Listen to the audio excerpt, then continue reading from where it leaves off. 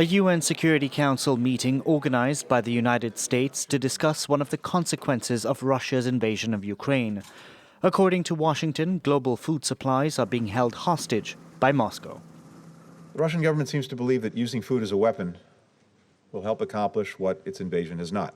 As a result of the Russian government's actions, some 20 million tons of grain sit unused in Ukrainian silos as global food supplies dwindle. Russia dismissed the U.S. allegation, saying the problem with food insecurity was around before. Let us recall, threats to the world food crisis didn't arise this year. The possibility of hunger on the biblical scale and a perfect storm were mentioned by the participants in today's meetings, namely the executive director of the World Food Program, David Beasley, in 2020. According to the United Nations, the war in Ukraine has led to a drop in the country's food exports. It's resulted in the prices of staples going up by some 30%, threatening the Middle East and Africa the most. There is enough food for everyone in the world. The issue is distribution, and it is deeply linked to the war in Ukraine.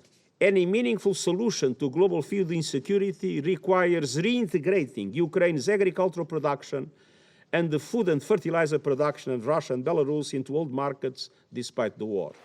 UN humanitarian operations to combat food insecurity are also being impacted by rising prices.